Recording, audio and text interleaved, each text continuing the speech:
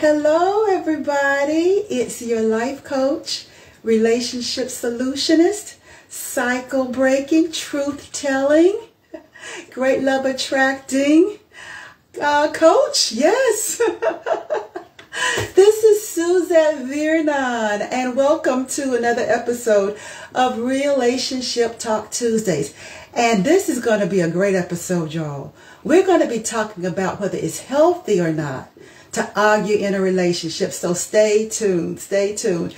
Hey, if you're new, what I want you to know is that I help high-achieving women over 40 to find love and to keep the love that they find, right? And I do it by amplifying 3 critical factors of enoughness: their voice, their value, and their vision, right? So they can redefine what makes them enough in life and in love on their own terms and break the cycle. Oh my God, don't we want to break that cycle of failed relationships and attract that real deal, fulfilling, satisfying, great love into our lives? I'm telling you, I always say it, and I truly mean it at this age, is after everything that I've been through in my life, just good love is not enough. Good love ain't enough. Hood love is not enough. If it ain't going to be great, I don't want it, right? Because we're at an age and stage in life where we can have great love. I want you to know it. I want you to know that you can have great love. It doesn't have to be settling, right? It can be great. It can be great. And so let's get to it. Let's get to it. You know, if you're here and you're watching me, give me some thumbs up if I say something that really resonates with you. Give me the thumbs up. If you really love it, throw some of those hearts up. I love it. I love it. And I have 2 different devices going because I want to be able to see you all. I want to be able to read your comments. And so I kind of got my little hookup here where I'm able to do it. Hi, Rochelle. So glad to see you.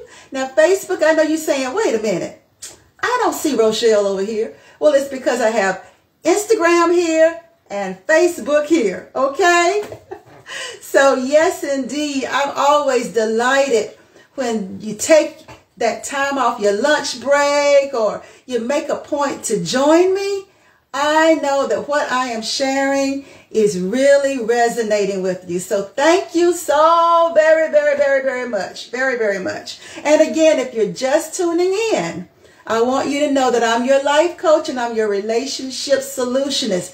And I'm here to help you redefine what makes you enough, so you can have healthy, fulfilling, great love in your life. Yes, indeed. I'm experiencing it every day of my life. And so I know that it's possible, right? I know that it is. So what caused me to really zero in on this topic is it's been in the news that George Clooney and his wife Amal are coming up on their 8th wedding anniversary. I think it's wedding, or it's their 8th anniversary. And in an interview with Gayle King on, I think it was CBS, they said that they had never had an argument. That they had never had an argument in all this time. They had not had an argument. And so I started pondering that thing. I started pondering it. I even posted to, I made a post about it in my Love on Your Terms group. Like, okay, make it make sense. How can 2 people from 2 different backgrounds and 2 different genders coming up 2 different ways come together, have twins, have children into the mix, and they've never had an argument? Like, never? And they both agreed to it. Now, there's been some speculation that, you know, maybe they were told, this is your story, stick to it, because you know that you don't want to be any tabloid fodder. You know how people can suffer from folks nitpicking and taking things and running with it and that kind of thing. So I don't know whether they were prepped and told to say that. I don't know. Some people speculate that maybe that's what happened. I don't really know that. But I started thinking about, is it healthy? Is it healthy to argue with your partner or argue in a relationship? And I started thinking about, okay, are we talking about, what kind of argument are we talking about? Is it arguing? Is it disagreeing? Is it having a fight? Is it having a conflict? Because just saying an argument, it just really depends. Don't you think? It depends. And so I started thinking about this thing. Is it healthy? Now, there are those that I think we all know somebody.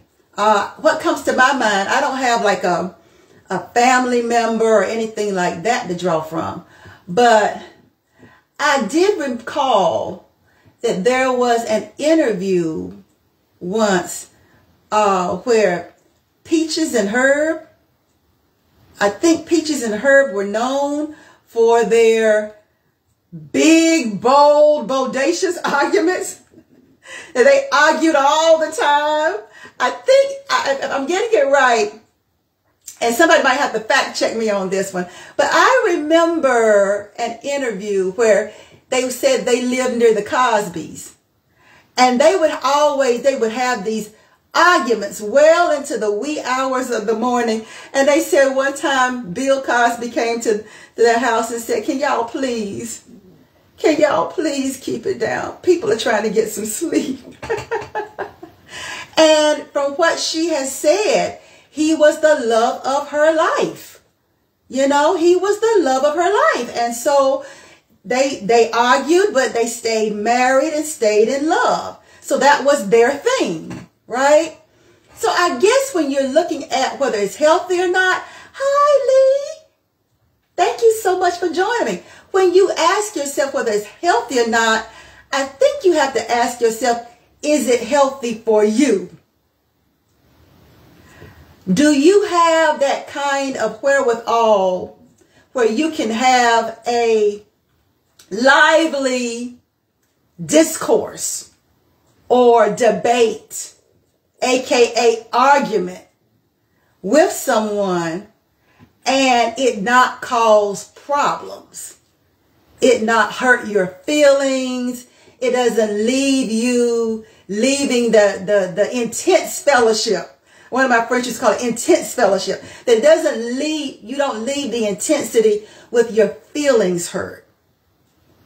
You don't leave the intensity feeling some kind of way. Hi, Terrence. Thank you for joining. That you have to ask yourself, given what you've gone through in life, given how you are about certain things, is there any sacred ground that if somebody were to come at you or on that sacred ground, could you look at it through the eyes of, oh, we're just having a lively debate. We're just disagreeing. We're not going to go to bed angry.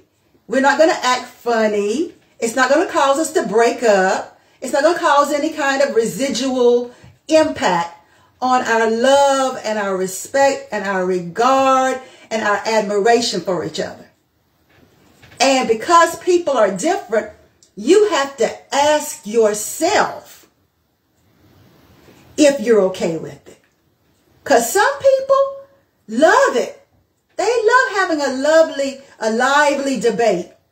They love it. It might not be comfortable for the people around them, but they love it.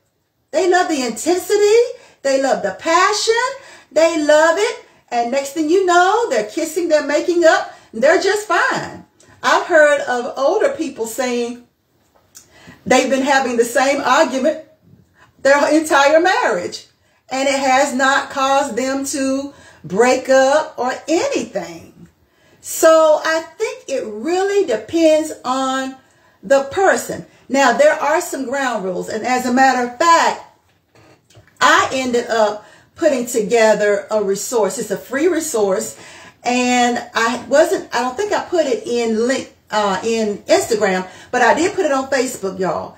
And Instagram, I will add it to the description. But I did create a free resource because here's the thing. I'm not the kind of person that can have that kind of argument. I don't like to argue. I don't like conflict. And for many, many years, I avoided conflict like the plague. But I found out that avoiding conflict did not keep the conflict from happening. That what you avoid only gets bigger and bigger and bigger. So in my efforts not to have conflict, I was only emboldening the problem, the issue, and I was only making it worse by not saying anything, right? By not sharing honestly how I really felt, what I really thought, and what I really needed. And so there is no way, at least in my opinion, that you can be in a relationship with anyone and you're going to agree on everything. That part, I 100%. I have never seen two people agree on every single thing. I just have never seen it. I've never seen it. So I think that's a safe space where we can say, okay, you're not going to always agree. Now, do you have to argue though? I don't think you have to. I think you decide whether you're going to engage in a war of words with somebody or whether you're just going to let them argue by themselves. Because you can't make a person argue with you. You cannot make them do it. Hence the hailstorm and the turtle. There is this analogy that in coaching sometimes they'll say that women tend to be more hailstorm. No, we're going to talk about this. No, we're the ones that's going at it. Like in our feelings, in our emotions, a lot of times that's the way we present when we are upset or we feel passionate about something. We want to talk about it. We want to go on about it. We go on and on and on and on. The fellas say, oh, yes, y'all do. And then a lot of times because we get more upset if we're talking about something and the man in our lives is not saying anything. He kind of got that deer in the headlight look and he just staring at you and he ain't saying nothing. It's like, well, say something. Well, do you hear what I'm saying to you? And it's almost like they say it's common for men to kind of go into this turtle thing where they kind of hide inside the turtle shell and retreat and don't have nothing to say. And the woman is going, well, say something. They say something. And he's kind of like, you know, he's retreating and she's getting more. And he's not saying anything and she's getting more. They call it the hailstorm and the turtle. Right? Which is not healthy. And so, as I was saying, I came up with this free resource. Actually, I didn't come up with it. I really put it together because I needed a framework to have the difficult conversations, the hard conversations, without losing myself, but without turning into a hailstorm either.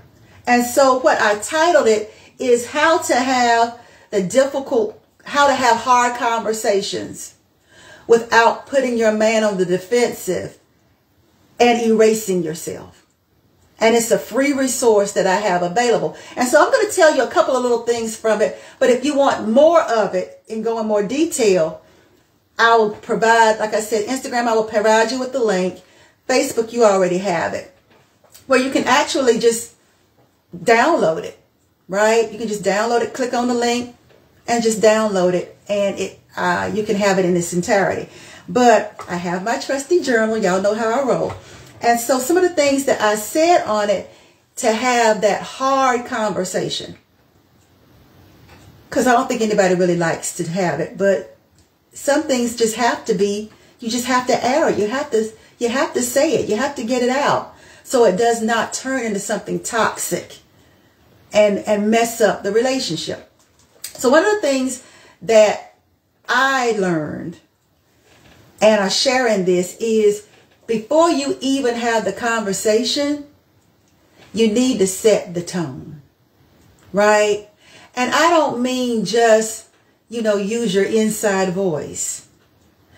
For us women who tend to get really impassioned, I don't mean just simply dialing it down a few notches. Because some people say, well, I said it nice, so I don't know why this person got angry, because I tried to say it nicely, but I don't understand. Even if your tone is down, your energy is undeniable. You can say something softly and bring your tone down, and it's still threatening. How many know that? It's not necessarily, the tone. It helps, but I can say, you know what, when you do that, it really bothers me. And I don't understand why you do that. It still has that same kind of critical accusation thing going, even though I'm not yelling, right? So setting the tone, talking to that person like they are grown. And ladies, I got to keep it real. A lot of us high achieving women, hi Minnie. Hey, how you doing? Thank you for joining me. A lot of us high achieving women, when we get upset with the men in our lives, or the men folk, as they said in my hometown, the men folk, we start talking to them like they are not grown. Can I put it like that? We get this tone, like this mama tone, this tone like we're talking down to them. And if I was a man, I would not like it either. Because it's like, hey, we might not agree, but let's first set the tone that we both grown. Right? And likewise, fellas, we women don't like it when y'all get that daddy tone with us. We don't like it when y'all take over. Like just because we're crying, or just because we're emoting, or just because we are trying to collect our thoughts, because right now our mind is racing, our emotions are racing, it does not mean that we have ceased to be grown. And we were grown when you married us. We were grown when you started dating us. Anybody picking up what I'm talking about? So one of the first things is setting the tone. Hi, Edna. So glad you're joining me. One of the things is setting the tone for having the hard conversation, the difficult conversation, the disagreement, where you're not agreeing, right? I'm making that clear over an argument. But the disagreement is setting the tone. Let's first start this thing from a level playing field. We are both grown. Set it from that. Okay? So that means when we're talking to each other, if we keep in mind, I'm talking to a fully formed human. I'm talking to a grown person. I'm not talking to a child. I'm not talking to a subordinate. I'm talking to my equal. Equal in value. This person is just as worthy of being heard as I am. Right? So setting the tone. And I think that mindset piece is very, very important, because many of us have not witnessed that. We've witnessed people going very lowballing and gut punching when they have a disagreement. So I think it's so very important, before you even have the difficult conversation, before you even have the hard conversation, to first of all set the tone where you both are coming at it, where you're grown people who are worthy of being heard, right? Another thing I jotted down is also having some ground rules before you even talk. Have some established ground rules. Sometimes you might do it in the moment, or maybe when you are not in a trigger state and you're talking about what your goals are for the relationship and what your needs are, that you go on and talk about what you need when there's a disagreement. That you don't just assume, but you go on and make some decisions and set some ground rules ahead of time. In the dating phase, when you're asking each other those real questions and deciding whether we're going to go forward or not, before you even get to a conflict, that you establish some things and say, listen, I don't argue. If you're that kind of person that just has to get it out, that's fine. But understand me, I will have a conversation with you, but we're not going to jaw jack back and forth. Because then nobody's hearing nobody. So establishing from the beginning. And if you are a passionate person, you just say, listen, I came from a family of people, we're passionate. Don't mean no harm with it. Not trying to put you down with it. But I'm animated when I talk. I'm specific. I'm this kind of way when I talk. So don't take it that way. You notice I'm that way in everything. So don't take it, don't be offended by it. And you may have to negotiate what's your happy place, where you both are okay in resolving the conflict. Because I'm telling you, when you get older, y'all, you understand having that conversation before you get all, doe-eyed and all this lovey-dovey stuff starts happening, to kind of have that real conversation and not assume, right? So I wrote that down. And I also thought about a good ground rule that I put in my resource. Maybe I shouldn't tell you so that you can download the resource. I won't tell you, but I got a really good ground rule, a really good way to keep you both accountable when you're setting that tone. Real good. So you might want to download it. The second thing I say is own your feelings. Own them. Not necessarily saying, this is how you made me feel. Because if you really think about it, did that person really make you feel that? Or did they simply trigger something that they didn't have nothing to do with? A lot of times we blame the person sitting in front of us for doing something to us that they did not do. They did not do the damage. They did not make you sensitive to this issue. They did not do anything. What they only did was bump up against it. And you had said, ouch! They didn't wound you. They didn't. They just bumped up against it. So in owning your feelings, you're owning, you know what? This bothers me. This is how it affected me. I know you didn't mean it that way, but I have to tell you, this is a sensitive place.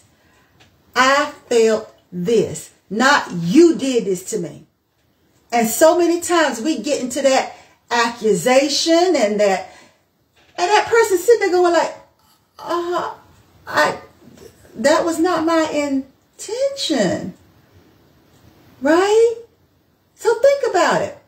Before you get real upset, a lot of times what I'm learning to do is take a beat and say, wait a minute, you know what? The more we talking, I'm getting up more and more upset. So, and it's getting hard. I can't hear you anymore. And that's part of owning your feelings, realizing that there comes a point where you're not really hearing them at all. Hi, Joseph. Thanks for joining me. You're not hearing them. Hi, Audrey. You're not hearing them at all. Think about it. There's a point when you get into a real conflict where you cease to really be hearing them. You're hearing your experience. You're hearing that tape playing in your emotions. You're hearing that triggered thing that got activated. Now, you're no longer arguing with them. You're arguing with what caused you to have that feeling in the first place. Hey, Joseph, thanks for asking. I am doing great. I hope you're doing good too. Thank you for asking. But you cease to be arguing with you cease to be arguing with your wife. You cease to be arguing with your husband. You cease to be arguing with your significant other. There's a point where you've gone deaf, dumb, and blind to them. You are now arguing with what precipitated this in the first place. You might be arguing with that parent that you were too young to talk back to. You might be arguing with that person that first traumatized you. You might be arguing with a lover that you had way back in college. And you have ceased now to see that person in front of you. And you are really having an argument with something unhealed and unresolved in you. And you really you've checked out. You're not even arguing with them anymore. Think about it. You're not arguing with them. They didn't have nothing to do with that. They reminded you of it, but it ceases to be about them. And that's why I'm learning to take a beat, because sometimes I have to sit with myself and say, did he really do that? Did he really do that and it made me mad? Or am I really just wrestling with an unresolved issue that he bumped up against? And it's not his fault. It's my issue to resolve. Do I need to make an appointment with my therapist or my relationship coach to work through this because he only bumped up against it? And I'm going at him like he is the enemy, and I'm throwing everything. The pot, the pan, I'm throwing the old, the new. I'm saying stuff, and he's sitting there going like, oh. And now he's triggered. So now it's two triggered people who are arguing with what's unresolved inside of themselves, but using the other person. And nothing gets accomplished. Nothing gets done. Nothing gets accomplished. And another reason why I did that free resource is because nobody really, if we were to be honest, who taught us how to fight fair? Nobody taught us how to have a disagreement in a way that preserves the dignity of the other person. Tell the truth. I'll raise my hand. How many of you were really taught how to have a disagreement with somebody that you're in a romantic relationship with in a healthy way? How many of you saw it modeled in a healthy way? I didn't. See it in a healthy way. And so for a lot of us, we bring that into our relationships. And I am saying we need to hold ourselves to a higher standard now that we're adults. And I'm talking to over 40. That's my crew. The over 40 high achievers. We have to hold ourselves to a higher standard, ladies and gents. We really, really, really do. So I talk about that. I also talk about, also part of keeping the environment safe is, regardless of how your partner responds, stay on point. You might be feeling like you breakdancing on the inside, and you might want to just stop and get engaged in that argument and just go for it, whatever. But no, somebody got to be a grown-up after a while. At some point, somebody had to be the grown-up and say, okay, I'm saying to myself, I'm not going to go with that. I'm just going to hold to my point. Again, this is how I feel. And I'm just trying to get it out. And I don't want to offend you. This is how I feel. And the reason I'm sharing it with you is because I want things to be good between us. Not because I want to accuse you. Not because I want to, disrespect you. I'm not accusing you of anything. I'm just telling you how I feel. Because I know that if I don't share it with you, I'm doing us a disservice. Because I'm allowing you to think everything is okay. And it's not. And because I love you and I love me. And I respect me. I respect what we have together. I respect our covenant with each other. I respect that too much to mislead you into thinking that I'm all right. It's from love. I want us to work this out. And I'm feeling this and I'm inviting you in because I trust you and I love you. Let's work through this. Somebody got to be the grown-up. Somebody has to. Right? At some point. And maybe it means both of you going away to your separate corners. But when you come back together, somebody's got to be the grown-up. And if the two of you can't be the grown-up, then you have to seek some help. That's what I've learned. When we can't seem to get it straight, we know the number of our therapists, honey. We will go. And if it's an issue that's for me, I will go. Because I want to be okay. I want to be healthy. And the thing about it is you cannot have this is what I've learned. You cannot have a healthy relationship if you're not healthy. You just can't. If you're not healthy, then the relationship isn't healthy, right? So I wrote that down. And then the last thing that I wrote is if your partner gets upset. Because here's the thing. You can only speak your truth and do it to the best of your ability of being disciplined within yourself. Right? You can only control you. You cannot control how your partner's going to respond. Right? And so one of the things that helps me, and it's a practice. Let me tell you, I'm a relationship coach, yes, but it is a practice. Right? Relationships, I have learned, are a practice. We practice. And we hope that by practicing in a real way, we'll heal each other. We'll help each other. That the love we have for each other will deepen. The trust that we have for each other will deepen. Right? But to remember, like I said before, that person after a while is not reacting to you. They're reacting to themselves. What's unresolved inside of them that you triggered. That's all many times that you did. You just got close enough to their boo-boo. And now they are like, ouch, ouch, ouch, ouch, ouch, ouch, ouch. But it's not your fault. It's not that you're a bad person. It's not that you're causing trouble. It's none of those things. That you see your partner through the eyes of humanity. Okay.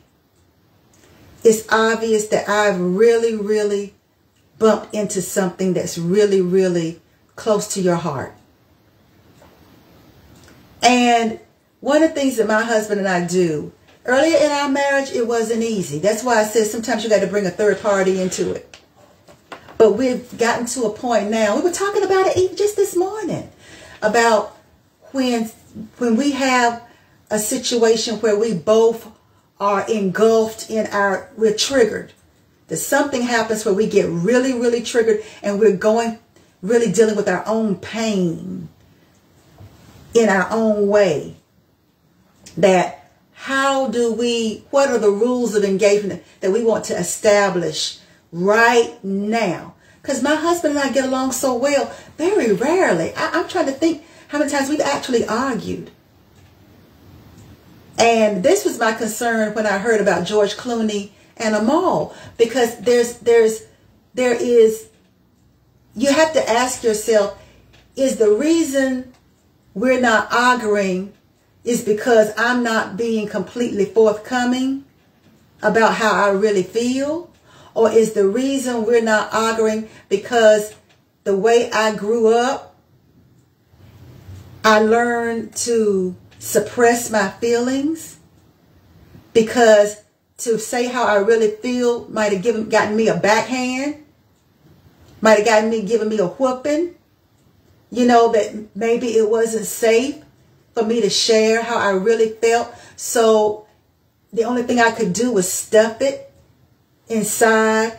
And in the stuffing inside, I got more and more angry, more and more hurt, more and more frustrated because I did not have an outlet.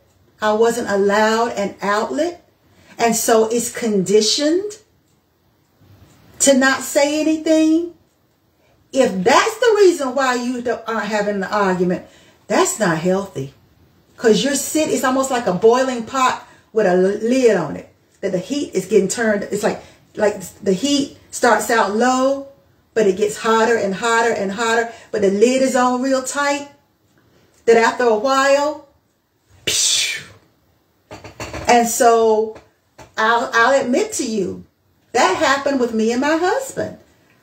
I did not realize that I had been so conditioned to suppressing, to tolerating, to, minimizing, that I did not realize that the heat was being turned up inside of me.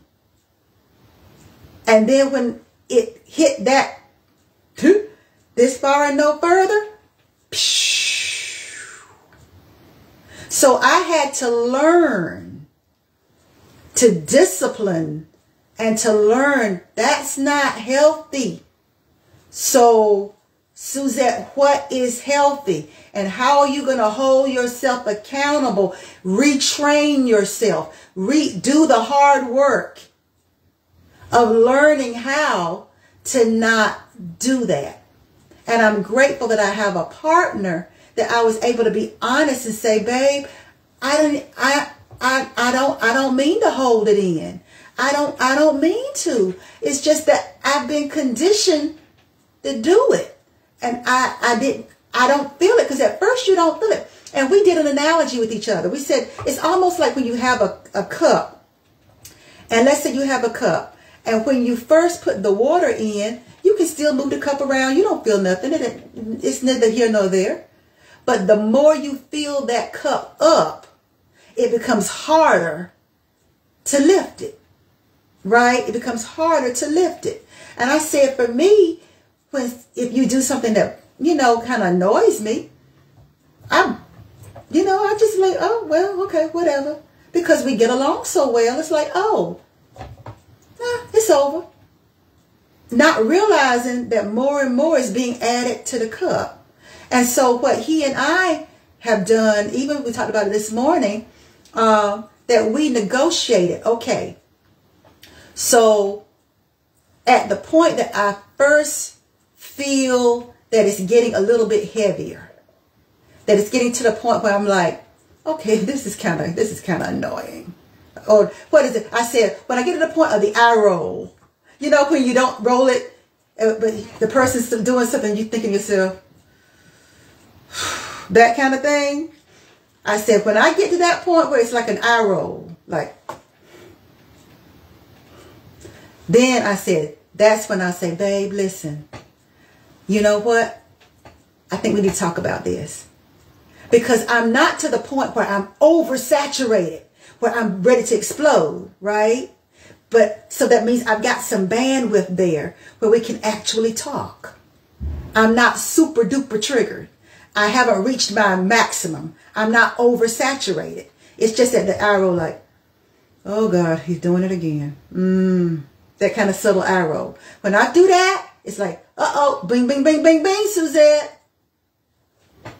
Now you definitely need to bring it up. Before you didn't feel it.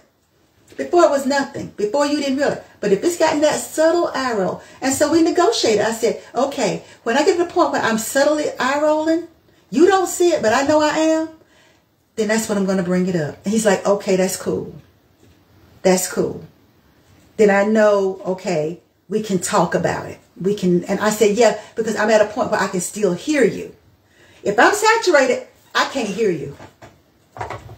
I mean, it's like, it ain't, no matter what you say to me, I can't hear you. I'm saturated. I am engulfed in my feelings, my anxiety, my whatever. I ain't hearing you. The best thing to do is let's squash it. Let me go somewhere and cool off. Because I ain't hearing nothing you saying. That's real talk, y'all. And maybe y'all are better at it than me. If so, put it in the comments. If you've come up with a way that you negotiate disagreements and conflicts, put it in the comments. But I think the takeaway for me in talking about this, and I think we can all agree, is you do have to find a way that works for the both of you, where you can both leave with dignity intact. Because one of the most difficult things about having a disagreement, a conflict, a debate, an argument, whatever way you want to name it, I think the thing that makes the difference as to whether you can trust, build trust, is, does that person allow you to leave with your dignity intact? And do you do the same thing for that other person? And that's why I say stay on point. Because when you start getting to this gut punching and this low balling and your mama, you know, we too grown to be kind of going low like that. Well, and I don't like them anyway. And no. You know, when you're over 40, I think we deserve to start expecting more out of ourselves in how we disagree. That, yeah, and one of the goals I set for myself, even before I married my husband, was when I hit about 50, I said, listen, you grown now. Like, you good and grown.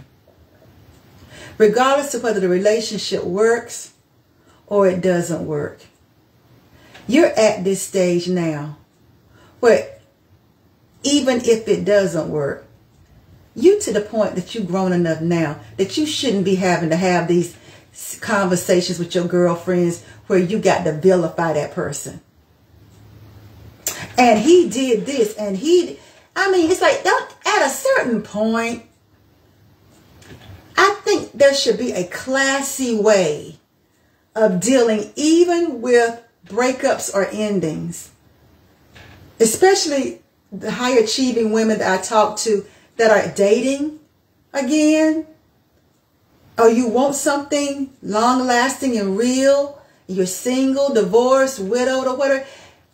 I think there gets a point where that we have to start requiring more out of ourselves. That we can have some dignity, some poise in how we end things. And it doesn't have to be drama. It doesn't have to be calling somebody out their name. It doesn't have to be throwing clothes out the window. It doesn't have to be us versus them. It doesn't have to be that you acting like you in high school and college, but that you have been around relationships enough and you understand that people are human and that you've grown and you've experienced enough things and you've done enough self-work and you kind of know, you know what? It happened. It's over. I'm going to deal with my feelings, but I'm going to have some class with this. And my desire for me, even as my husband and I stay together and learn and grow, is that I become more classy and more elegant and more poised, even in how we disagree. That I'm a lady. I'm an elegant lady. That I am that person. That that it's not that it's arrogant. It's just, it's maturity and it's discipline, and that you have more value for yourself, and you have more discipline, and you have more self-control, and you have a sense of value and self-worth and value for that other person, and you bring some grace and some dignity even to disagreement. That's the standard I'm holding for myself. That's the direction I want to grow into. That even if my husband and I are having a disagreement, that I can say, baby, you know what? We're disagreeing, but it really ain't that heavy. I know you got my back. I know I got yours. It ain't that heavy. It's not gonna destroy what we have. It's not gonna destroy what I think of you. Even if we don't know what to do, we've been here long enough to know, hey, we gonna work through it. Cause you are my gift. You are that.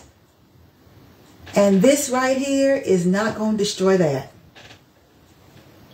And that's where I'm growing toward, where you just have that thing. Where things that used to bother you, they just don't no more. It's not even a thing of if we going to be all right.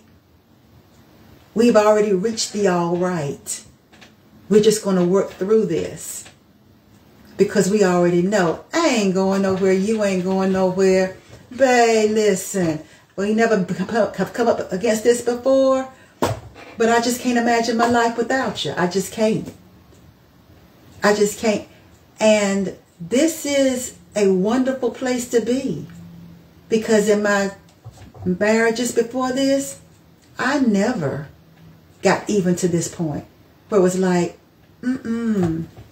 I like you. I love you. I like you. You're my friend. You're my lover. You're my honey. You're the best gift God has given me next to my child. Next to my child. You're the best gift God has given me. Like, what? Okay, we disagreed. But now we can really talk. Because, hey, man, I see you. I think that's what I'm going to end it on.